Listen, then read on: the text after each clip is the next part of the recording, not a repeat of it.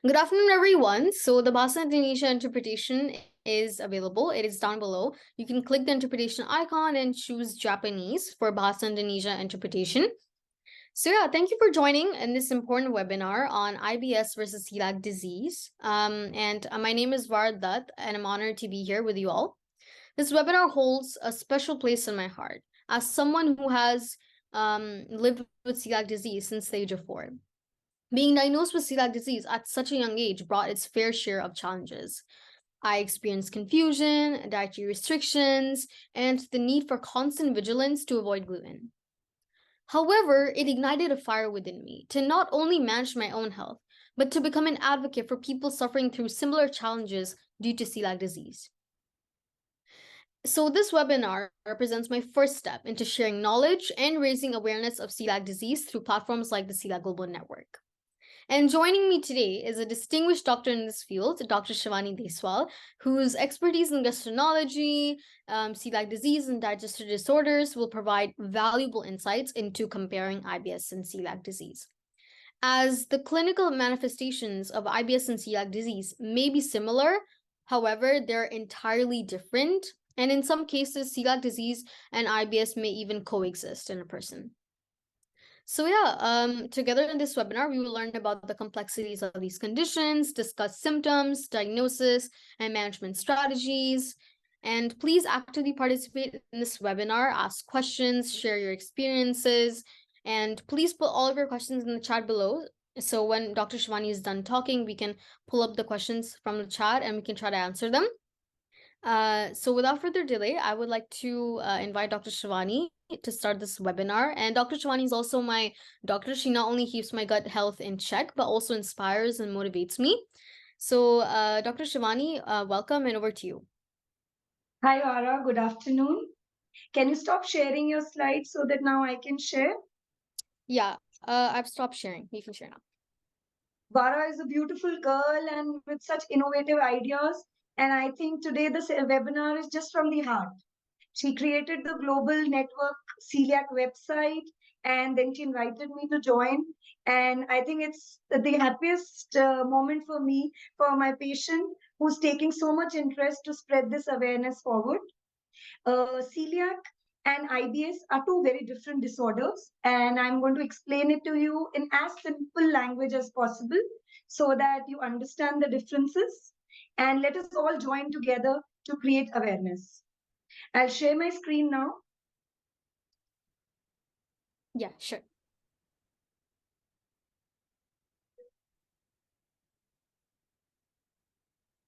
Vara, is my slide visible?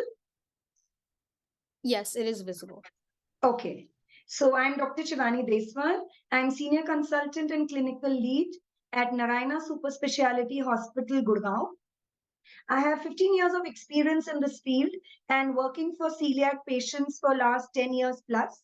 I'm also a member of the Celiac Support Organization, which works in India for the benefit of all celiac patients.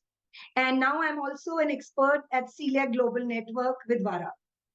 So now let us understand what celiac disease is, what irritable bowel syndrome is, and what gluten sensitivity and what food wheat allergy is all about. We often use these terms in a layman language similar, but they are very different. So today we are going to understand what is celiac, what is IBS, what is gluten sensitivity, and what is wheat allergy. There are four different things. So to understand, first we need to know our digestive system. So for in a simple language, if all children can understand and they've studied in their science classes, our digestion begins from the mouth. Our saliva has a lot of enzymes which help us to chew this food. Then it goes into the food pipe and then it comes into the stomach, where in the stomach, it gets churned and becomes chyme. Once the stomach pushes it, they go into small three parts, the duodenum, the jejunum, and they absorb all the nutrients like carbohydrates, proteins, and vitamins. And then the waste goes into the large intestine. And then it comes out as poop. organs play an important in our digestion are the liver, the gallbladder, and the pancreas, because they secrete bile and pancreatic enzymes which help in our food digestion. Our gut is also called the second brain. They say, keep if you're anxious during exams, you suddenly have a tummy pain, or you have a vomiting, or you have a diarrhea, because your brain is connected to your gut. Similarly, if you have constipation and you are discomfort in your tummy, your mood goes low. Your mood goes low because your brain gets a signal that there is something wrong. So both of them work in coordination with the help of some hormones like serotonin and GABA, which are the feel-good hormones, and the other ones are the nerves, the vagus nerve, which helps to give us the signal that when you want to poop, when is your stomach aching, all these signals to the brain are given by the gut. Along with this anatomy, we also have trillions of microorganisms in the gut. They say it's around the skin. It's 2 kilos. So your gut is the highest source of bacteria in your body. Other is skin and hair. So the gut is full of trillions of microorganisms. And if these microorganisms are the healthy one, you have a healthy gut. If they are the unhealthy bacteria which are growing in your body, you have unhealthy gut. And they determine also your immunity. 70% of your immune system, your skin problems, your allergies, they all are determined by the gut bacteria. How does the gut bacteria become good or bad? It is determined by genetics, and it is also determined by your mother's diet when you are in the womb. How good a pregnant mother eats determines that. How many infections you get, how many antibiotics you use in your first 5 years of life, what kind of variety of food you eat, whether you are a breastfed baby or a formula fed baby. So all these determine your gut. So they say first 1,000 days of your life determine 60% of your gut health. After that, as you're growing older after 5 years, it's only the 40% which can be changed. And that is predominantly determined by your diet and your antibiotic use. So if you have less use of antibiotics, if you have a predominant healthy diet, balanced, nutritious diet, your gut microbiome keeps getting better. So avoid antibiotics as much as possible to prevent dysbiosis in your gut. So if you want your gut to be healthy, of course, you need to have good genes, but you also need to avoid drugs and also need to go on the best diet possible. So obvious symptoms that whenever you have a bad gut health or a digestive system, there are few obvious symptoms that you get. One is the bloating or the excessive feeling of gas in your tummy. The other is excessive burping or hiccups you may have. Constipation is one of the predominant causes of a bad gut health. Stomach pains, and breathing during sleep, not having a comfortable sleep, or having very or unformed stools. These all are signs of a poor gut health. In April, we had a irritable bowel syndrome preventive day, which we call the World IBS Day on 19th April. And 16th May was International Celiac Awareness Day. So basically, this is to let you know that they're two very different things, and we want to make people aware of both of them because they're getting commoner and commoner every day. We are Celiac Support Organization in India, with the help of Dr. Sushma, Dr. Mittal, and others. We keep holding celiac days every year in September, the Indian Celiac Day, and we keep educating our patients and public about celiac. So let's understand the difference now. Celiac is an autoimmune disease. It is genetically predisposed. It's polygenic. So you have many genes which determine whether you're going to get celiac or not. And on the top of it, when you eat gluten, which is present in wheat, rye, and barley, it produces antibodies, and which are called the TTG antibodies that you hear of, and they lead to damage of the intestine. And the major part of the intestine which gets damaged in celiac is the small intestine. It is very important to understand small intestine, which absorbs all the carbohydrate, the proteins, and the nutrients. So this part of the intestine gets damaged because of gluten. So what is the global burden? They say 1 in 140 has celiac in the world. In a country like India, the northern belt, 1 in 100 is supposed to have celiac. So all are hidden. The tip of the iceberg is only which comes to the hospital, rest may be at home. And the problem is like a chameleon. It can have different colors of presentation and it presents at different age. It can present to me at a 1-year-old baby coming to me with diarrhea and failure to thrive and not gaining weight, or it could even be an old lady coming to me with who's having a diarrhea. You know, so these condition it's varied. If one child has celiac or adult, the risk is higher in the first degree relatives. So your first degree relatives, the risk is 7 times higher. So you must, they say we must screen your sibling. So if you have one, your brother should be screened. If sister has one, the parents also ideally should be screened. And the higher risk in sisters and daughters compared to sons and brothers. It's been seen in studies, but the value margin is little only. So how does celiac present? It has the typical manifestations. The typical manifestations are when a baby has diarrhea at 2 years, not growing well. The mother comes to me saying that the so full.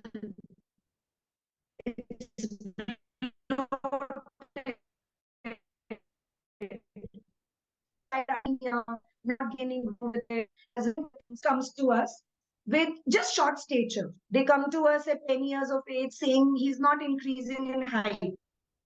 His height is not growing. His anemia is not getting better after taking iron.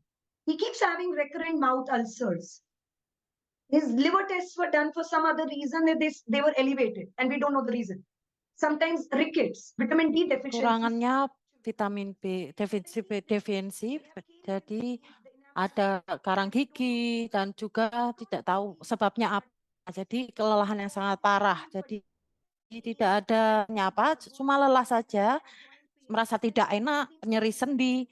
Jadi mungkin kita periksa celiac, jadi ada positif celiac. Jadi untuk first degree relatif atau saudara langsung, ini ketika anak ini punya penyakit diabetes, kita juga harus tes untuk celiac. Jadi ada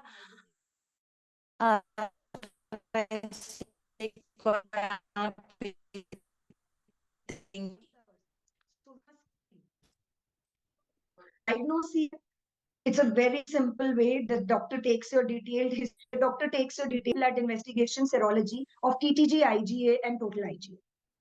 And once your TTG, IgA, and total IgA is high, we want to confirm it by a second test. And the second test that we recommend is endoscopy with duodenal biopsy. And in the histopathology, in the endoscopy, we see this scalloping, this cut appearance that you see in the endoscopy. And then we see in the histopathology that the mucosa, instead of finger-like, it becomes flat because of constant damage by gluten. And HLA is not recommended in all cases. And the most important is after we diagnose celiac and we put the child on a gluten-free diet, we must see the response to the diet. The child should respond better. So how do we tell them what to manage? We tell them the concept of a gluten-free kitchen. So it's not only the diet, the kitchen also needs to be gluten-free. And we also tell them that it's not only about gluten-free, it is also about nutritionally balanced, healthy diet, which is an important component. And hidden sources of gluten, like the Play-Doh, the glues, the sauces, the soups, we tell them to avoid all these so that there is no cross-contamination. So many times I'm asked after 3 years of being diagnosed as celiac, or after 5 years or 7 years, I go to a birthday party. Can I eat cake? I'm asymptomatic. I don't have any symptoms. Can I take a little? Or can I cheat in my school canteen? Can I eat a little bit? I always tell them, even if you're in a bag full of 10 kgs, even if you're taking this much pinch of gluten, that is 20 parts per million that we talk, more than 20 parts per million, it can harm you. So basically, it has to be a complete exclusion of gluten from your diet. So wheat is, I think we are all stuck with the concept of wheat. We, especially in India and North Indian belt, where wheat is the predominant grain, we feel wheat is the only source of energy. Wheat is the only source of protein, wheat is the only source of iron, wheat is the only source of vitamins, fiber, zinc. We don't think beyond wheat. And that's why accepting a gluten-free diet becomes such a big challenge in North India and in other places. We must understand this year is being celebrated as International Millet Year. And India is blessed to be the largest producer of millets. So we have multiple millets that are available, which have almost equal composition. The bajra, the jawar, the ragi, the singhara, all these different grains, which have equivalent composition to wheat. And if we use them in the right ratio, we can make soft chapatis, we can make soft paranthis, and we can replace gluten. So these are the ratios which all the mothers love to read, and I'll share it in my presentation. Vara will forward it to all. And you dough it in the warm water or boiled potato or milk to make them even softer. So now comparison I would just like to give you. If you feel that wheat has 10 gram of protein, your bajra has 10.9. If you feel your wheat has 1.47 fat, your ragi has 1.92 per 100 grams. The fiber content is even more than wheat. The calories are almost equivalent, similar. So basically, all grains have similar content. And there are other pseudo cereals also, like the quinoa, which is really being talked about. You soak quinoa at night and you use it in your salads in the morning. The buckwheat, the amaranth, they all are high sources of fiber and protein. So if we include them in the diet, there is nothing which you're going to miss by not eating wheat. So we give a list for patients that what they can eat and what they cannot eat, what home sweets they can eat, what candies they can eat, so that it's easier for them to get adjusted. Initial stages take time, but I think it's all about understanding your disease and acting according to it. What better disease can you have by it doesn't need medicines? It only needs a diet change. It only needs a diet change. And it's the future is bright.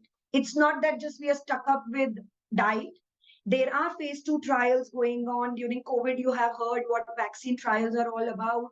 So there are phase 2 and phase 1 trials going on different medications and the different variety of wheat, which we can modify it, and we can decrease their antigenicity. So probably 7 to 10 years down the lane, we'll have these coming. So by chance, if you eat a wrong food, you just pop in them and it'll prevent the harm. So but they are in trials, so don't get distracted by homeopaths or by alternative medicines and spoil your health by going for wrong things. How do you follow up a child with celiac? Once you're diagnosed with celiac, around 80% get negative for TTG antibody by 1 year of age, by 1 year of your disease free. And even the histology improves. But sometimes we see that there is poor response. Despite starting a gluten-free diet, still the child is not responding too well after 1 year. The weight is not increasing, his tummy pain is not getting better, his anemia is not getting better. So the first thing that we try to do it, we rule out the compliance. If we feel that there is some cheating happening at home, the dadima feeding something, or in school the child is sharing a tiffin, these unintentional cheatings that happen, or contamination, you're getting your grain from somewhere which might not be suiting because there are not strict regulations on them. So that might not. This is the first thing that we try to rule out. After we have ruled out that there's no contamination and the compliance is good, we try to evaluate for other coexisting problems. Like you might have a lactose intolerance along with it, or you might have a giardiasis along with it, a parasitic infection, which may be leading to your abdominal pains and diarrheas. And we'll also look for irritable bowel and other rarer colitis.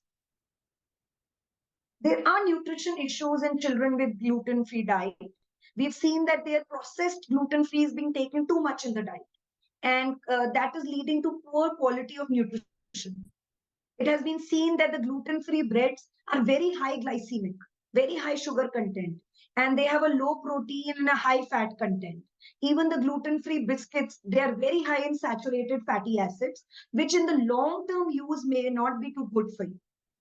And they're lower in iron, vitamin B12, folates, and they're also low in fiber.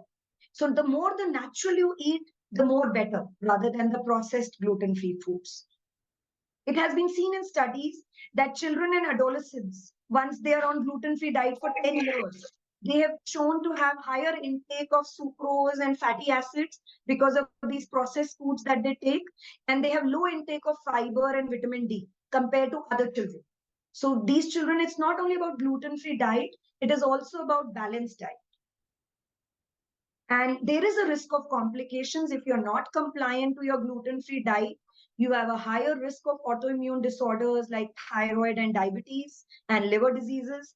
And also, very rarely, the dreaded complication is the cancer of the esophagus and the lymphoma. Very rare, but it has been seen in refractory celiacs to get it. So we must be aware of it. And gluten-free diet just prevents your risk completely. And there's a fashionistic fad which is being coming up, and people boast, oh, I've gone gluten free. It suits me. It's the in thing. But you must understand that eating just fish and rice and going gluten free may increase lead levels in your body, your cadmium, your mercury. It may cause you constipation. So don't take it as a fad diet. Now coming on to irritable bowel. We've understood what celiac is. So the 4 important points: it's an autoimmune thing, it's genetically determined, and it involves your small bowel, and it involves lifelong gluten-free diet. There is no way out. Irritable bowel. Now coming on to what is irritable bowel. I did a study in schools in South Delhi. It was a school-based survey on functional GI disorders in Delhi. It was in 3-4 years back. In 2016, I had done it. Sorry, 7-8 years back. And we found that functional GI disorders were around 10% in school children. We did the study in the school. And we also found that irritable bowel syndrome was in 1.3%. So that means around 15 children out of 112 children had irritable bowel. So what is irritable bowel? It's a functional GI disorder. Most important, it is functional, while celiac was genetic and autoimmune. So it's functional. It doesn't cause any damage to your intestines, but it causes similar symptoms like abdominal pain and altered bowel habits. It could be constipation, it could be diarrhea, any of it. And it predominantly involves your large bowel without any structural damage. So it's not causing your villi to go flat or like celiac. It is just causing you a functional issue without any structural damage. So many people misinterpret functional as, idiopathic or, psychiatric or psychogenic. They are 2 different things. Functional is a term which is now being commonly used, and we know there is a reason for a patient to have these symptoms. And what could be the possible causes?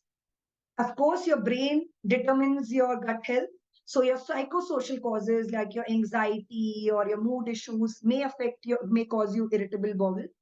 Another thing is similar gut infections. Like many people have gotten irritable bowel post-COVID or post-GI infections. They start getting an irritable bowel. Or, if you have a visceral hypersensitivity, that means your gut becomes extra sensitive to a sensation of a bowel movement. It perceives it as pain. Or there's some imbalance of the neurotransmitters in your gut, your hormones, the serotonin and the GABAs. So if they go wrong, or if your gut microbiome, the good bacteria that I was talking about, if your gut gets full of the bad bacteria, they start causing irritable bowel.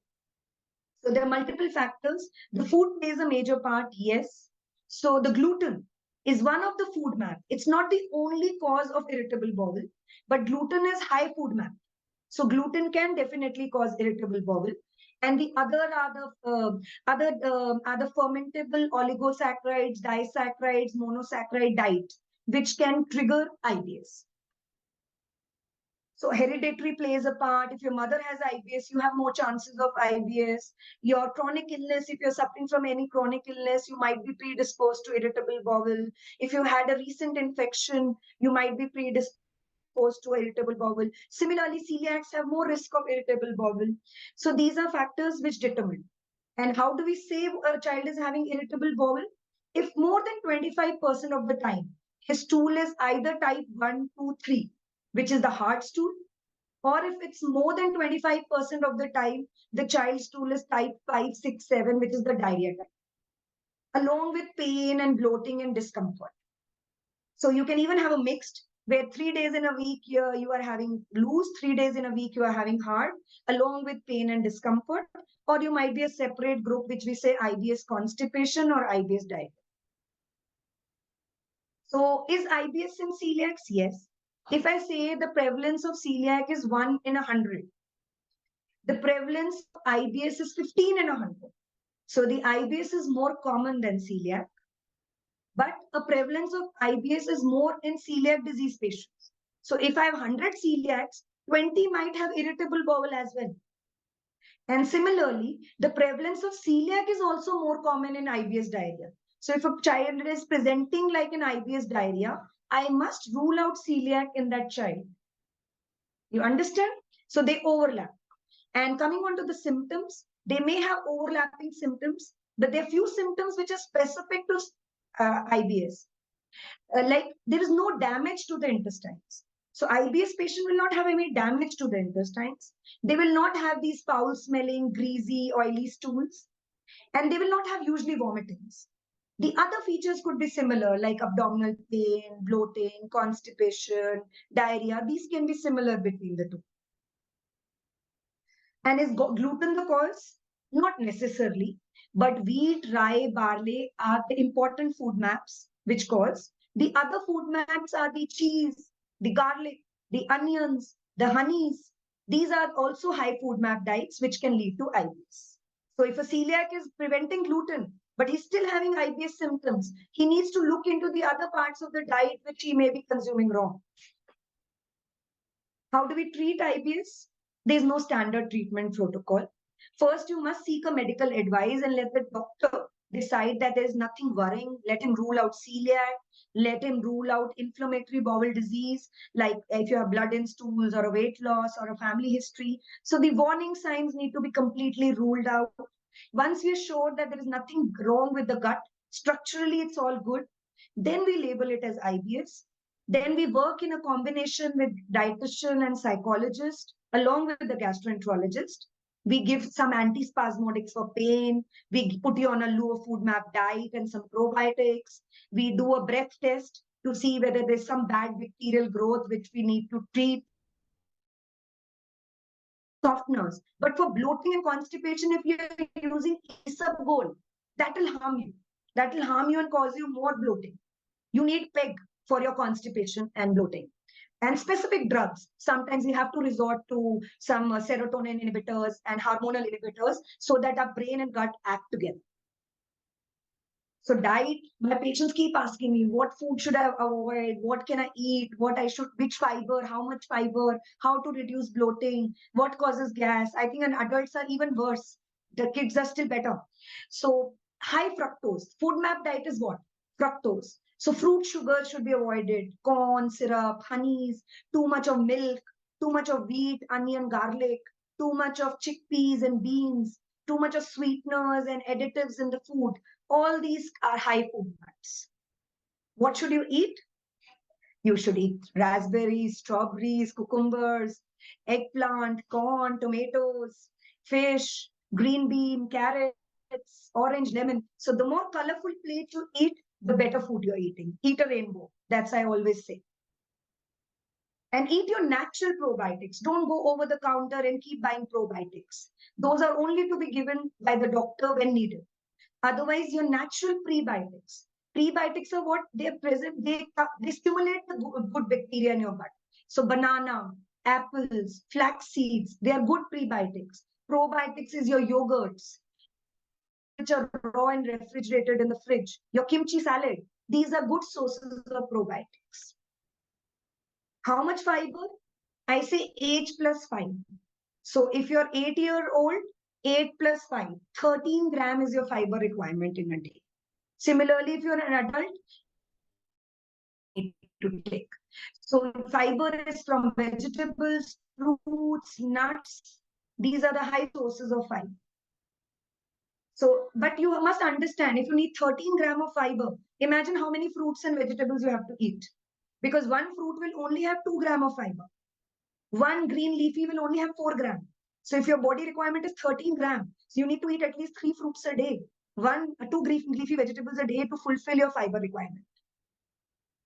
Above all, drink a lot of water. That's the best thing that you can do to your body. Play in the park. Get your healthy organisms. Just don't sit at home. Do yoga, your relaxation, it will help your gut health.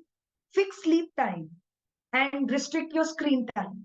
All these affect your gut health and your irritable bowel. Now, just one slide on non-celiac gluten sensitivity. So we learned what is celiac, we learned what is irritable bowel. Now, the third thing that we need to learn is what is non-celiac gluten sensitivity, or people loosely call it gluten intolerance or wheat sensitivity. Basically, it's just a generic label till the time you've differentiated your celiac. So if you've not done your TTG till now, you've not done endoscopy, you might just call yourself loosely at I'm gluten sensitive. But once you've ruled out your celiac and you've done your other blood test, endoscopy and colonoscopy, and you still feel that whenever you take gluten, your body gets uncomfortable, that's the time when we label you as a gluten sensitive. So there's no basic test to clear it. It's a diagnosis of exclusion. And definitely it's a high food map, gluten. So you may be irritant to all other food maps also, but gluten sensitivity is probably just because of gluten, because of that. So what many times we have to restrict this food map diet, give you 2 to 6 weeks, and then reintroduce and see which is the major trigger. So if it's gluten is the major trigger, we know you have gluten sensitivity and you can keep eating the other things. And what is wheat allergy? Wheat allergy is again completely different. Wheat allergy is an IgE mediated reaction. It's something like you have allergic rhinitis and you have asthma, so which is IgE mediated reaction. And suddenly you eat wheat and you get some rashes, you get a tummy pain, you get a wheezing in the chest. That's wheat allergy. And a skin prick test or an oral challenge helps to prevent it and may have other respiratory manifestations with it. So now I finish my talk and I'm open to questions. This is a pic of all my recent liver transplant kids we have just discharged this month, and they're small and young girls who are going to live their life now. So we are what we eat. Thank you, Dr. Shivani. It was such an eye-opening presentation. And now we will take up questions that were popping up in the chat throughout. So I think the first question was by Rihanna. It was, as the gluten-free market is expanding and becoming a trend, do you think it is safe for people who don't have gluten sensitivity or celiac disease to go on a gluten-free diet? Can you just repeat it, Vara? There was other question popping up. I was reading, sorry. Oh. Can you just tell me, what does she want to know? Gluten sensitive. So basically, as the gluten-free market is expanding and becoming a trend, do you think it is safe for people who don't have gluten sensitivity or celiac disease to go on a gluten-free diet? No. See, gluten is an important part because if we see wheat is an important cereal, which is rich in proteins, fibers, vitamins. So there is no reason to avoid wheat unless you are having an issue with it. It's one of the most common grain which is available. That's what I said. Don't take it as a fad diet. A fad diet, you keep avoiding wheat and wheat products and just keep eating lots of fish and rice and get yourself high load of lead or cadmium in your body. That's not going to help you. Everything has to be in moderation. Definitely, if you have gluten sensitivity, definitely if you have celiac, you have to avoid it. But there is no other reason to just go as a fad. Yeah.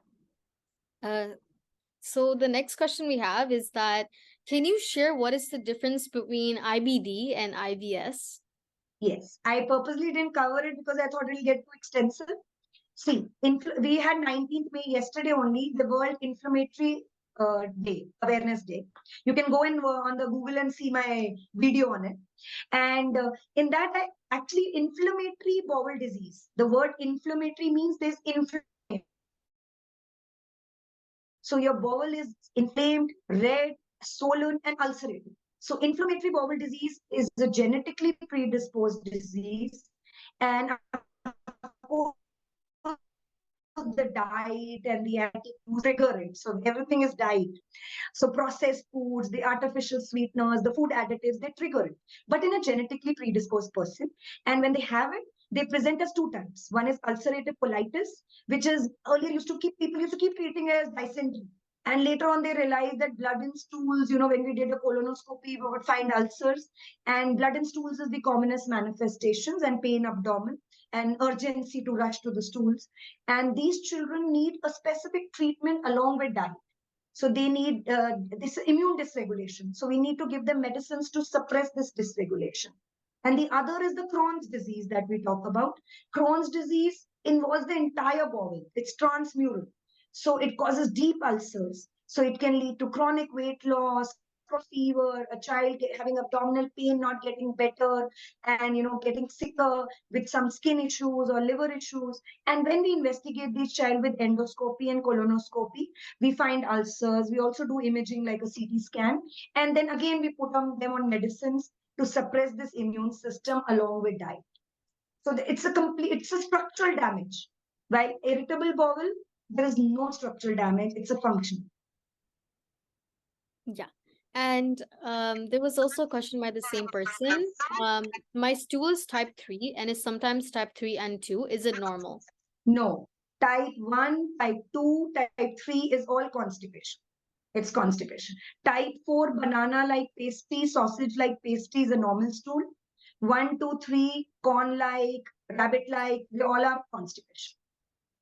Okay. And by the same person only, so they asked about if we have, as an IBD patient, should we avoid gluten completely or we can take gluten sometimes? IBD diet is supposed to be low gluten, but it's not something that is like a celiac that they can't touch it. It's not like that. It's supposed to be low gluten. Yes. Yeah. And then there was also a question called, so fiber feeds good bacteria, and this implies oligosaccharides or other specific prebiotics are available in fiber. What are they, FOS? I couldn't get the question properly. What I understand is, why is fiber important? Fiber is important because it determines your gut emptying time. It makes you feel full.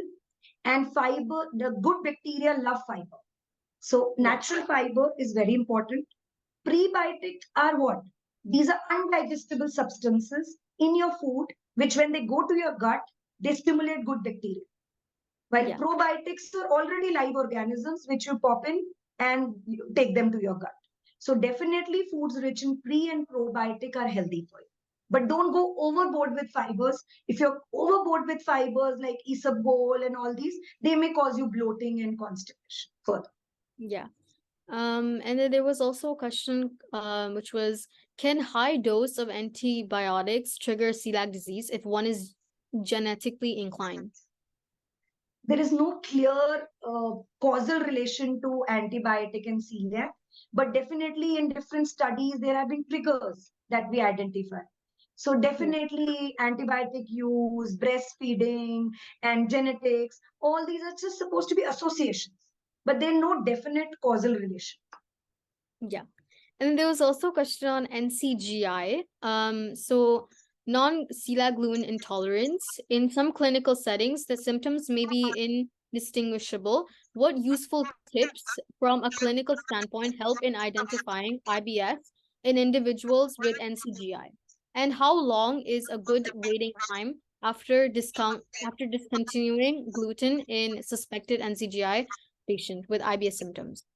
See, whenever patient comes with IBS to it, we always rule out celiac.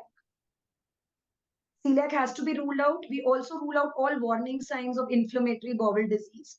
So once we are done that the patient doesn't have celiac, the patient doesn't have inflammatory bowel disease, doesn't have any parasitic infection like giardiasis in our country, then we put the diagnosis according to our Rome criteria. We label him as IBS constipation, IBS diarrhea, or IBS mixed type. Then we give them a low food map diet. It's easier said than done. If you see low food map diet, you have to cut down a lot of things. So your diet completely changes. So basically, we cut down the milk and the gluten and the non-veg. That's what we try to cut down more. and we give a trial of 4 to 6 weeks. After 6 weeks, if the patient is feeling better, we start reintroducing one by one. So whichever when you introduce and it triggers your symptoms, that's the thing we want to avoid. The rest we continue. So it's more of a challenge and a removal rather than just going for life with so many things, without so many things. Very good afternoon. Yeah, so I think we had like a question which was, how can we distinguish between IBS and celiac on the basis of symptoms, like which one persists for a long time, and how to manage constipation and celiac disease? I think I covered it that slide, which said that there is no structural damage. You have to realize in IBS there is no structural damage, and in IBS there is no greasy, oily stools, or there is no blood in stools, or there is no vomitings as such. IBS is just abdominal discomfort, bloating, along with either a constipation or a diarrhea or a mixed. So it's, I think you leave it to the physician or the clinician's acumen to actually decide. What you need to know is that this is a sign of bad gut health and you need to approach your gastroenterologist. Yeah, and then there's also a question which is, do you think as a female IBD patient, will IBD influence the fertility? Can I have a child in the future as an IBD patient? I'm afraid if I have a child, will my child have a chance to get IBD too or not? IBD is a separate topic. We'll next time have a seminar on that. But yes, don't get so disappointed. You can have your pregnancy, you can have your babies. There are people living with IBD for years, the 80 years of age. So IBD is something now which is many drugs have come in, the biologicals have come in, which has just revolutionized our treatment of IBD. So it's not the old steroids and it's not the old ASAs that we would take. So now there are much better drugs. Even oral medications have come in research, and every day there is a new drug coming for IBD. So there's awesome research going on, and you have all, and even now there are people with IBD who have babies and who are pregnant. So nothing like that. Just keep your IBD under control by your regular follow-ups. And the third thing that I would say, yes, there is a little higher risk in your child to have IBD, but that doesn't determine that he's going to have it. It's the same in celiac. There is a little higher risk in your sibling having one. There is a but that doesn't mean he will have.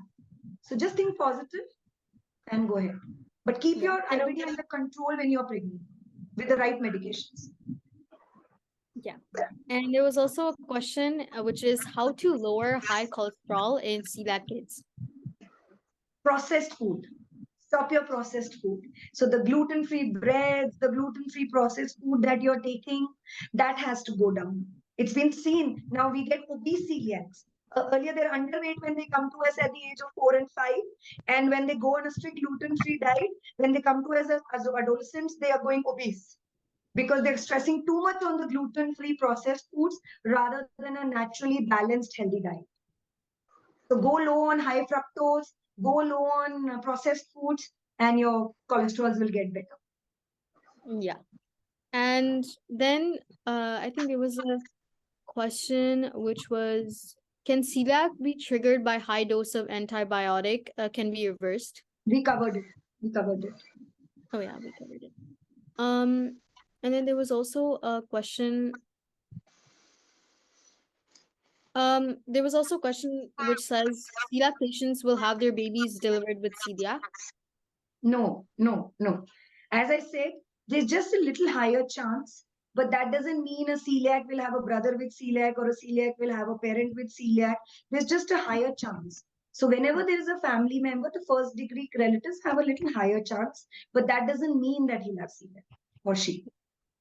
But you have to keep screening. There is time you might be TTG negative now, your child, when you screen for the first time. But after 5 years, if your child is not growing well or having anemia or short height, you must screen again. You should not, because it can present at any age. So it may not be presenting at 5, it may present at 10. So you must screen again if your doctor feels the need to. Yeah. And then there was also a question on how do I treat acute stomach acid, because I often experience GERD at night, and how to deal with it. It's again a gut health issue. So all the tips that I gave you for a good gut health, Over and above, please drink a lot of water and do your lifestyle modifications, like drinking water before food, eating your meal 2 hours before sleeping, switching off your TV 1 hour before going to sleep, and you're not eating too much of caffeine and tea and coffees and high chocolates. So these are all highly acidic foods. So, and some people prefer small frequent meals. Don't keep too prolonged fasting. And of course, get yourself tested for H. pylori in our country. If it's really bothering you, then you must rule out that. Yeah. Constipation is a major problem. Apart from intake of water, what all can a celiac patient eat for constipation? I explained you the gut health. So whenever your nutrients are absorbed and when the stool starts forming in the colon, what does it need? It needs water. So if you're a 10 kg child, your fluid requirement is 1 liter. So if you're 20 kg, it's 1.5 liter. If you're 30 kg, it's 1.7. So if you're 40 kgs, it's 22 liter. So you have to understand your fluid requirement of the body and you have to take that much fluid to give the bulk to the stool. And the second important part is the fiber. So again, as I explained you, age plus 5. So 13 gram if you're 8-year-old. So please eat that much fruits, that much vegetables, whole grains. And these are the ones that are going to give you a good poop. And then, so is celiac genetic or it can happen at any stage of life?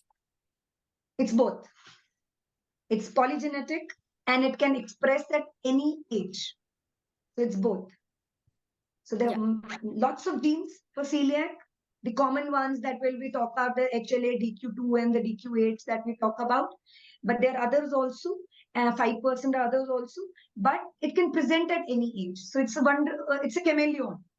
It comes with different symptoms, comes at different age, has many genes. So it keeps changing its colors in different forms in a different individual. Yeah. And there was also a question on how to gain weight as a celiac kid. Again, diet. Understand your calories. So if you're 10 kgs, I'm telling it for the mothers. If your child is 10 kgs, he needs 1,000 calories a day. If he's 12 kgs, he needs 1,100 calories a day. If you're an adolescent, you need 1,800 to 2,000 calories a day. If you're just sitting, if you're exercising, you need even more. So count your calories. So if you're not giving yourself enough calories in a day and just sipping, watermelons and just light foods, you're not getting us enough calories. You'll never gain weight. So it has to be fixed meal time, calorie dense food, nutritional, different color, rainbow food. So that's the way. And of course, do your dewormings on time. Rule out any parasitic infection which is not helping you gain weight. And gluten contamination. If you're not very careful, your contamination in your diet may not be getting your disease better. And that's why you're not getting weight. So with the consideration of time, we would just take a last question and then we will try to wrap up. So the last question is it true cabbage juice is good for our digestion, but cabbage can also trigger bloating? So is it recommended to drink this juice? There's no clear recommendation. Cabbage, you take or you don't take cabbage juice, frankly telling you, I have never had. There's no clear recommendation on this. And too much of cabbage, yes, but cabbage is a fiber. So you can take, but definitely you can't just live your life on cabbage. So don't do that. Yeah. Let's have a pic together. Let's all open our videos and your cameras and let's have a pic and then end it. Yeah. And also, can we please have an applause for Dr. Shivani? So I urge all of you to unmute and clap. Thank you so much. So, yeah. Wait, also, there's just one last question. It's about my daughter is 14, but she eats very less at one time. In spite of being on a gluten-free diet, how can hunger be enhanced on it? You need to see whether she's anemic. If she's iron deficiency, sometimes iron deficiency leads to low appetite. You need to see her bowel habits, how she's evacuating. If she's evacuating daily, then probably her appetite will improve. So these are 2-3 things that we need to see. And some children have a long emptying time. So you just need to space out her meals so that she feels hungry and you can give her at the right time. Yeah. The rest of the questions, Vara, you can put it in the chat box and we can answer through the WhatsApp. You can put in my number there and or on your website, we can upload the presentation and clear other doubts. So so all these like questions that were unanswered, they can be answered by Dr. Shivani. We will put her number and her Gmail so you can connect with her. And you can also put any of your queries in the celiac Global Network website under the Ask Your Query section, which will be answered. And then if you want to get notified whenever we do a webinar again from the celiac Global Network, as we do plan to do webinars frequently now, you can basically go to the form below and type your email address to get notified. So thank you, Dr. Shivani, for your precious time that you took out for this webinar, as I know you're a very busy person.